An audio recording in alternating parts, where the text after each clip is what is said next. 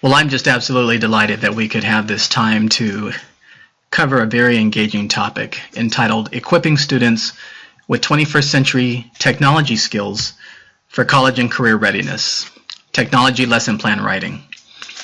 This course was approved by the Los Angeles Unified School District, and for those who are teaching among the 45,000 teachers in this district, you can get 2 salary points for this course. So make sure after you finish this course you send me an email that you've completed the course, and we'll go ahead and get those 2 salary points on your record. And if you're not in the Los Angeles School District, this is definitely a professional development opportunity. I'm the instructor. My name is Donnie, and I like to think of myself not only as your instructor, but I'm a fellow student with you in this world of technology in the 21st century. So I believe I'll learn as much from you as you'll be learning from me, and we'll be interacting through email and also through the homework. We're going to cover several topics in this class. I'll just run through these. I'd like to give you just kind of a bird's eye view of what to expect in this class. This particular lesson is the overview. And after that, we'll get into keyboarding. That's lesson 2 and 3.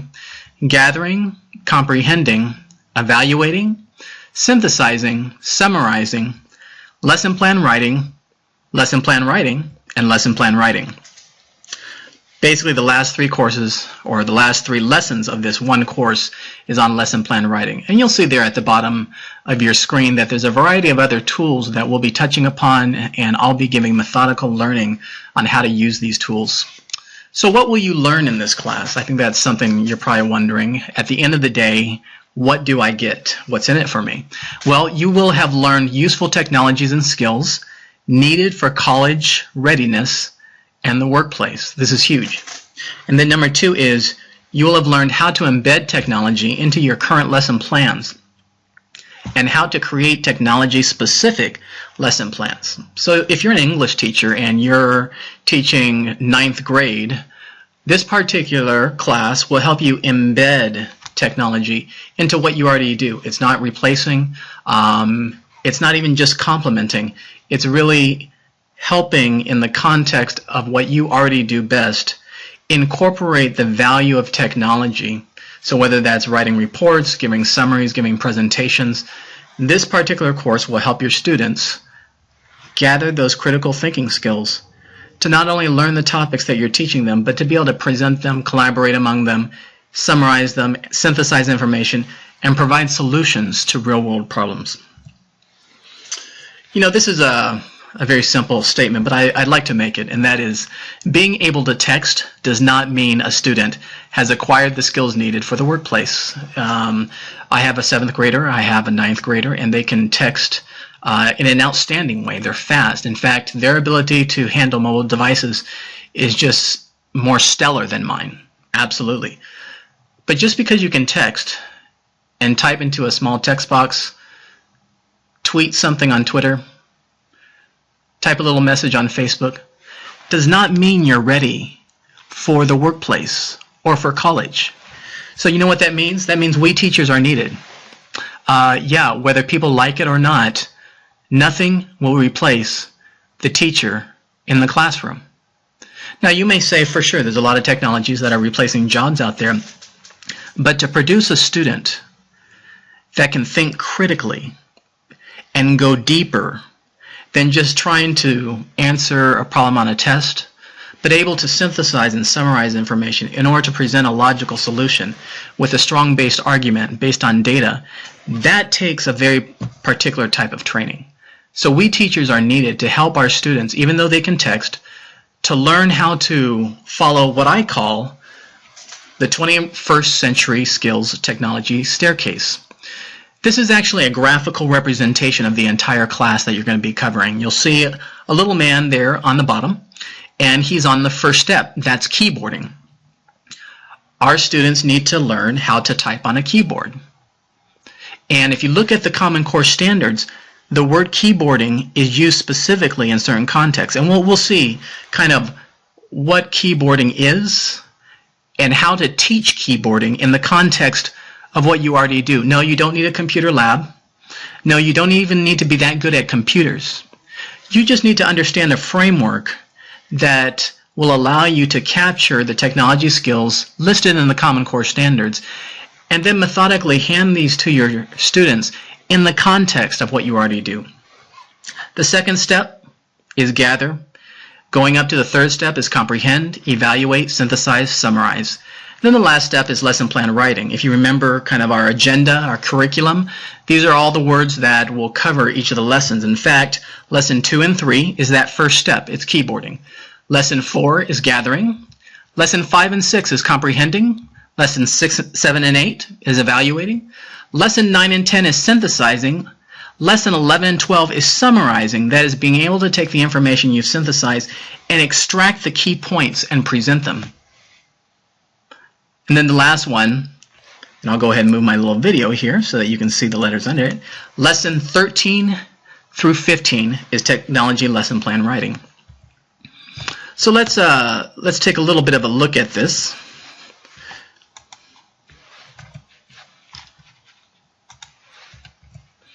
So let's take a look at the Common Core Standards and see where keyboarding is. This is a Common Core Standard for 4th grade. And I'll just go ahead and read here. It says, with some guidance and support from adults, use technology, including the internet, to produce and publish writing as well as to interact and collaborate with others. Demonstrate sufficient command of keyboarding skills to type a minimum of 1 page in one sitting. Think about that. A minimum of 1 page. As a 4th grader, my daughter should have been able to do this. Well, it's really interesting. Let me just go direct your eye to the circle at the bottom left. You know, she was in 4th grade, and she did learn how to type.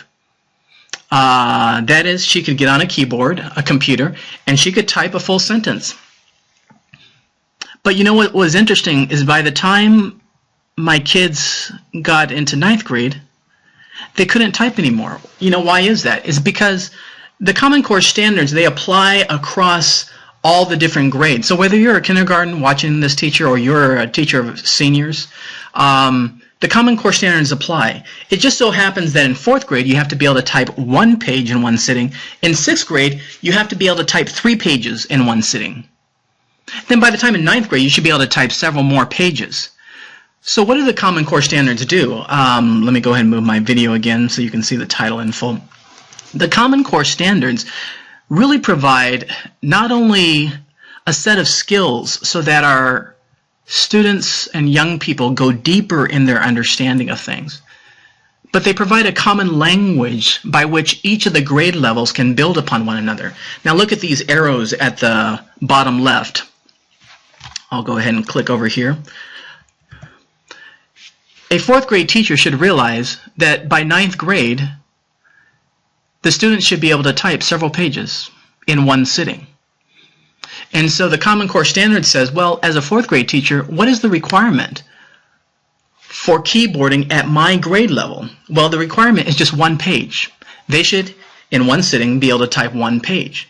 But there's something awesome, I would say outstanding, and even coordinated about a 4th grade teacher being able to talk to a 9th grade teacher and recognize that through the Common Core Standards, we're building a highway by which our students become increasingly proficient at certain technology skills. In like manner, if you look at the arrow again, the 9th grade teacher should be able to look back at the 4th grade teacher and say, you know what? I'm so thankful you taught your kids keyboarding.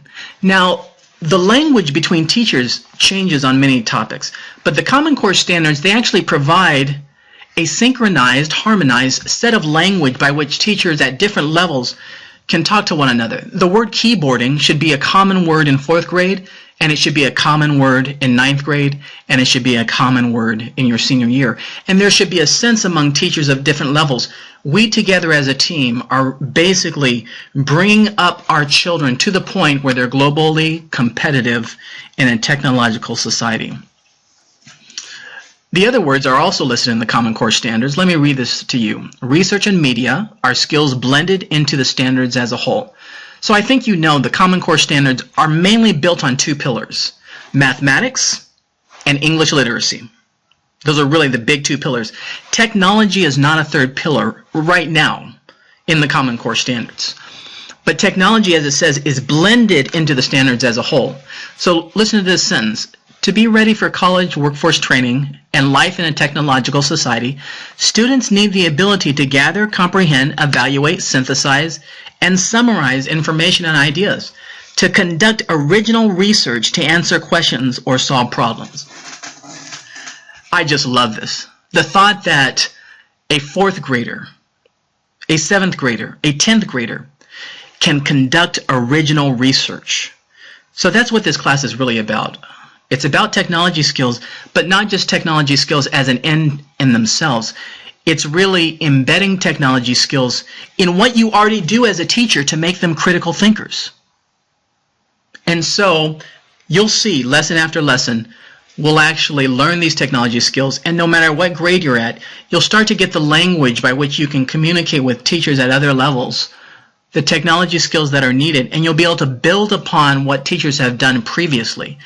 So we're bringing in a methodical way to have technology embedded in the school systems so that by the time they're in college, they can type, they can search, they can gather, they can collect, they can summarize, they can present very clear communicated arguments on research. So let's go ahead and give a little scenario. You're a 5th grade teacher. First day of school, you ask your kids, how are your keyboarding, gathering, comprehending, evaluating, synthesizing, summarizing skills? One of the students says, they're good. So then you, understanding the Common Core standards, say this, can you type a full page in one sitting? You know, before the Common Core standards, it's like, well, if you can't type, that's great. I'm not quite sure you're going to learn much more this year than you did last year. But now you know there's a coordinated set of standards in which technology is embedded, and you have a very clear metric to be able to tell whether your student has arrived at a level in their utilization of technology for college and career readiness. Based on this standard, a 4th grader should be, by the end of the year, able to type one full page in a single sitting. So the 5th grader can say, can you type a full page in one sitting? You should be able to. You should have learned that last year. Student may say, I can type a full paragraph, but I can't type a full page. Well, then as a 5th grader, I would reply, very good, awesome. You can type a full paragraph, outstanding. This year we will build upon what you know and help you type 1 or 2 pages in a single setting. You will have a lot of fun doing this. Now, I want to say again, I want to debunk the myth that you have to be good at computers, you have to be good at typing, you need an awesome computer in your room, and you need a computer lab at your school. You don't need all that. You don't need all that, believe me. And I'll help you walk through this. As long as you have a chalkboard or a whiteboard, you can introduce technology into your instruction. We'll learn more about this. So then, as far as contacting me, of course, I'm at quickietech.com. My address is donnie.wise@gmail.com. If you would like to reference the Common Core standards, they're listed here. Let me go ahead and move my picture again, which are covering some of the words. Remember, you can pause the video at any time. You can stop it. You can review. You can go click on these standards and read through them. I would encourage you, if you don't know what the Common Core standards are, go to these links and read the entire document. Just read it. It lets you know what are the standards for all the different grades. And you may be a kindergartner and you may not care a bit about what 12th grade teachers need to teach. But if you would at least read them, you'll have a sense of where we're going in helping our students become globally competitive in a technological society. Yeah, ask me to say that 10 times really quick and I probably wouldn't be able to do it. To be able to be competitive globally in a technological society. There, I got it. So let me go ahead and go on to the next slide here.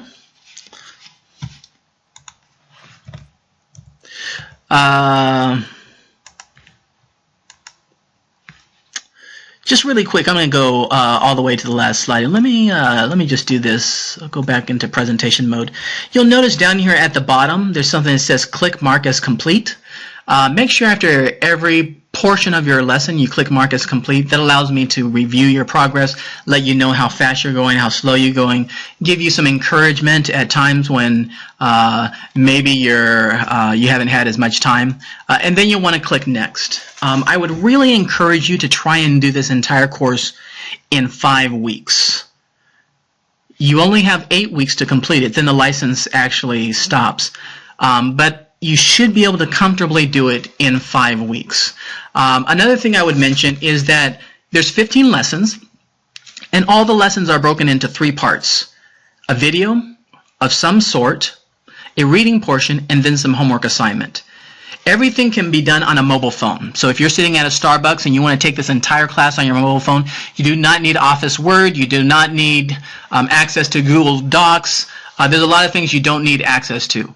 If I find out that there is some useful tool that you should have access to, like maybe Google Docs, then I'll make sure I email you and just request your permission first to use something like that. With that, let's get on to the next portion of this lesson. You'll be going on to not lesson 2 just yet. You'll go to the second part of this lesson 1, and then you'll go to the third part, and then you'll click complete. I'm just delighted that we could touch such a critical topic at this time of the 21st century. Thank you so much.